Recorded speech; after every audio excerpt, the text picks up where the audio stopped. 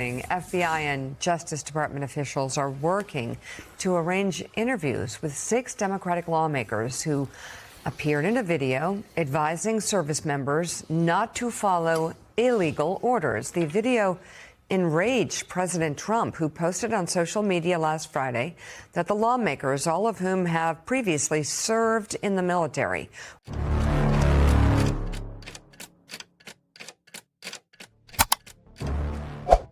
Avez-vous déjà eu l'impression de vivre un cauchemar dont personne ne se rend compte? Comme si la justice avait été ensevelie sous les cris les plus forts, comme si chaque nouvelle information n'était qu'une blessure ouverte supplémentaire, sans espoir de guérison. Eh bien aujourd'hui, quelque chose de différent s'est produit. Et ce n'était pas n'importe quelle nouvelle, c'était une explosion, un séisme politique et juridique que personne ne peut ignorer. Tout a commencé avec la poursuite de l'effondrement qui a débuté après l'attaque du Capitole. Mais cette fois-ci, le coup n'est pas venu de la foule, il est venu de la loi. Un juge fédéral a fait ce que personne n'attendait. Il n'a pas seulement appliqué la loi, il l'a enfoncée comme une lance dans le cœur d'une figure qui semblait intouchable depuis des années. Donald Trump, le président des États-Unis, a été confronté à une décision judiciaire si brutale, si sans précédent, que même ses alliés les plus fidèles ont commencé à reculer.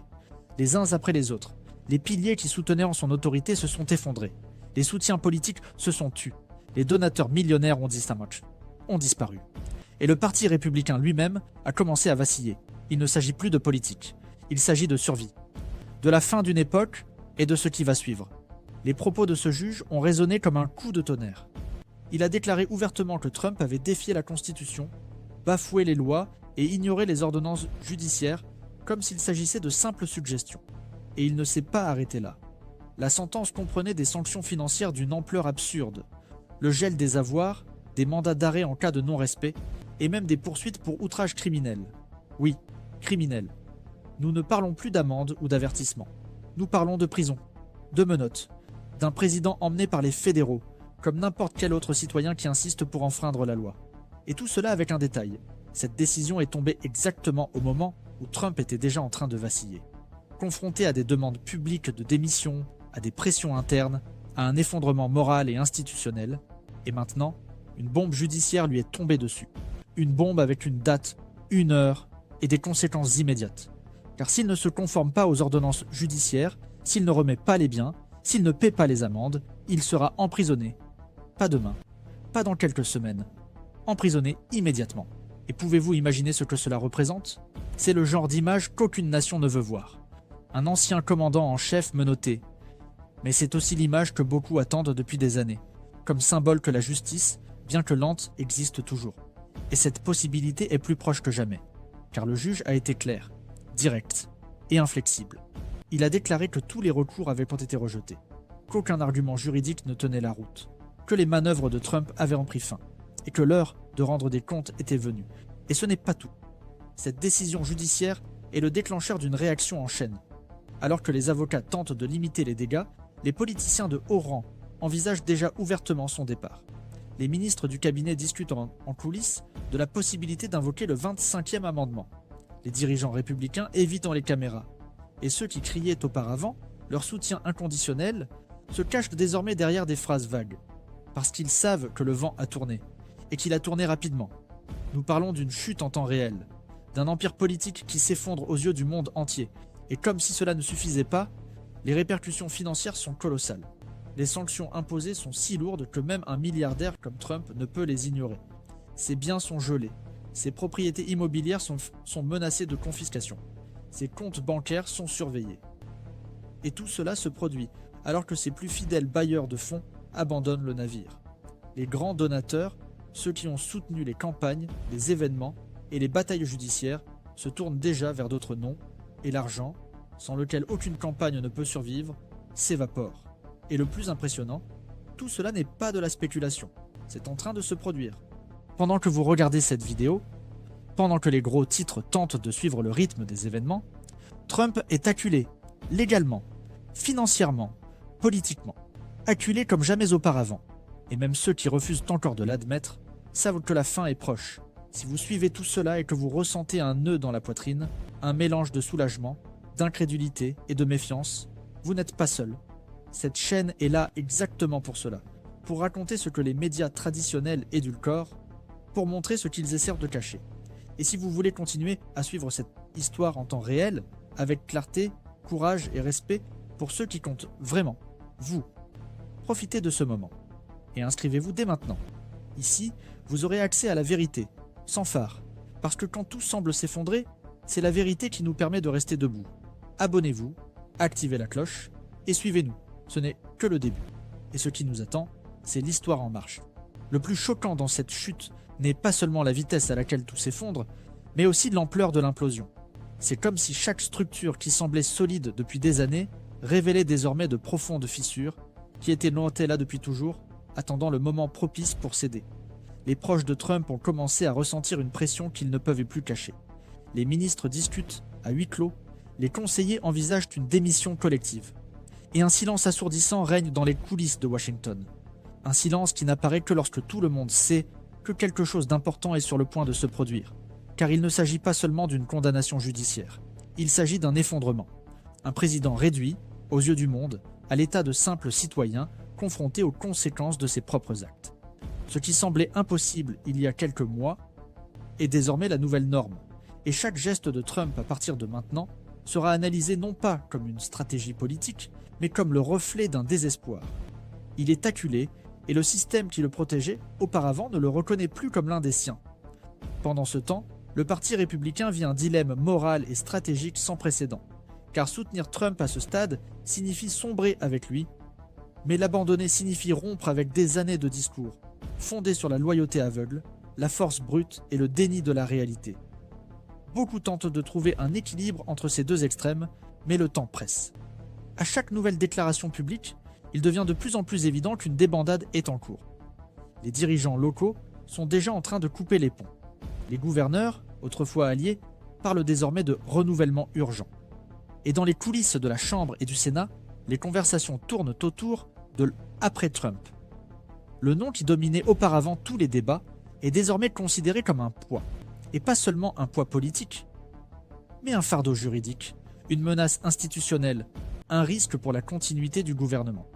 Ce qui était de l'idolâtrie se transforme en calcul. Et le calcul politique, comme on le sait, est froid, objectif et implacable. Le plus cruel pour Trump est peut-être de réaliser que l'abandon ne vient pas de ses opposants, mais de ceux qui l'ont protégé pendant si longtemps.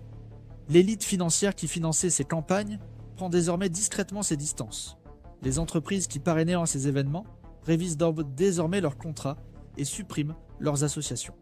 Et les grands médias qui le défendaient auparavant bec et ongles remettent désormais en question sa viabilité. Tout cela crée un vide de pouvoir. Et dans ce vide, les vautours tournent déjà. Des noms qui, hier encore, étaient dans l'ombre, apparaissent désormais comme des successeurs potentiels. Des précandidats émergent. Les chefs de file des partis prennent la parole. Et même d'anciens rivaux reviennent sur le devant de la scène avec des discours de réconciliation nationale. Car là où il y a une fin, il y a toujours quelqu'un prêt à prendre la relève. Et tout le monde sait que l'électorat blessé par Trump a besoin d'un nouveau discours. Quelque chose qui se présente comme une rupture, mais qui ne les oblige pas à admettre leur erreur. La machine fonctionne déjà dans ce sens. Et pendant ce temps, Trump voit son règne s'effondrer centimètre par centimètre. Mais ne vous y trompez pas. Il ne partira pas sans rien dire. Trump n'acceptera jamais la défaite sans tenter une nouvelle fois de renverser la situation. Et c'est précisément ce qui inquiète les analystes. Car un homme acculé, sans issue, sans alliés et avec un ego blessé est capable de tout. Des rumeurs circulent déjà au sujet de mouvements au sein de sa base la plus radicale, des appels voilés à manifester, des accusations selon lesquelles tout cela n'est qu'une conspiration, et cela déclenche des alertes à tous les niveaux. Car il ne s'agit pas seulement de résistance politique, il s'agit de risques réels pour la stabilité institutionnelle. Les organes de sécurité travaillent déjà sur des scénarios extrêmes. Les gouverneurs mobilisent les forces de l'État. Le Congrès renforce les dispositifs de protection. Et même le pouvoir judiciaire fédéral se prépare à garantir qu'aucune décision de justice ne soit ignorée. Tout cela montre à quel point le moment est délicat. Nous sommes confrontés à une tension croissante. Une spirale qui peut devenir incontrôlable si des mesures fermes ne sont pas prises rapidement. Et au centre de tout cela, il y a lui. Un homme qui était autrefois le plus puissant du monde. Aujourd'hui au bord du gouffre, avec seulement 2 options réelles devant lui. Démissionner ou être destitué de force. Et c'est là que le pays est divisé. D'un côté, des millions d'Américains fatigués, épuisés, réclamant justice et stabilité. Des gens qui ont suivi chaque scandale, chaque mensonge, chaque attaque contre la démocratie, comme s'ils assistaient, impuissants, à l'invasion de leur propre maison. Ces gens veulent voir la loi fonctionner. Ils veulent voir que personne n'est au-dessus d'elle. Et plus que cela, ils veulent voir le système se dresser, même tardivement, contre l'autoritarisme déguisé en charisme. De l'autre côté, il y a encore ceux qui refusent d'accepter la réalité. Ceux qui, même face aux preuves, aux décisions, aux démissions et au recul, insistent pour défendre l'indéfendable. Ceux-là vivent dans un monde parallèle, où les faits sont jetables et où la loyauté aveugle est plus importante que la vérité. Ce sont ces deux forces qui s'affrontent actuellement, en temps réel. Et le résultat de cet affrontement définira l'avenir des États-Unis pour les années à venir. Dans ce scénario chaotique, nous ne pouvons sous-estimer le rôle des médias. Et c'est pourquoi cette chaîne existe. Car alors que tant de médias se perdent dans des récits dilués, nous avons choisi de montrer les faits avec courage. Si vous êtes arrivé jusqu'ici, si vous avez le sentiment que quelqu'un dit enfin ce que vous avez toujours voulu entendre, alors c'est le moment de renforcer cette voix. Commentez ci-dessous. Je vois ce qui se passe. Vous pouvez copier-coller cette phrase. Elle n'est pas seulement la vôtre, elle est celle de nous tous. C'est une façon de montrer que vous êtes attentif, que vous ne vous laissez pas berner, que vous ne vous tairez plus. Et lorsque vous commentez, vous donnez du courage à ceux qui lisent avec crainte, mais qui sont remplis de la même indignation. Votre participation compte, votre voix a du pouvoir. Utilisez-la maintenant. Il est impossible de prédire avec exactitude ce qui va se passer dans les prochains jours. Mais une chose est déjà claire, l'étau se resserre, et les options de Trump s'épuisent. Il peut essayer de résister. Il peut essayer de mobiliser ses derniers partisans. Il peut même essayer de transformer sa chute en spectacle. Mais cela ne change rien au fait que la structure qui le soutenait s'est effondrée. Et même s'il a encore la capacité d'enflammer les discours, sa base de pouvoir réelle s'est évaporée. Le système politique qui le tolérait auparavant le rejette désormais. Le pouvoir judiciaire, qui agissait auparavant avec prudence, agit désormais avec fermeté. Et le peuple, même divisé, commence à reconnaître que ce cycle doit prendre fin, et rapidement. Au fil des jours et à mesure que les événements s'intensifient, il devient impossible d'ignorer le sentiment que nous sommes à l'aube d'une nouvelle ère. Ce n'est pas seulement le poids des décisions judiciaires, ni l'effondrement financier, ni même les avertissements de ses plus proches alliés. C'est quelque chose de plus profond. C'est le moment où le masque tombe, non seulement pour l'homme, mais aussi pour toute la structure qui l'a protégé pendant si longtemps. L'illusion d'invincibilité se dissout. La rhétorique incendiaire ne trouve plus d'écho dans les institutions, et les discours qui semblaient auparavant mobiliser les foules résonnent désormais comme les lamentations vides de sens de ceux qui savent que le temps est écoulé.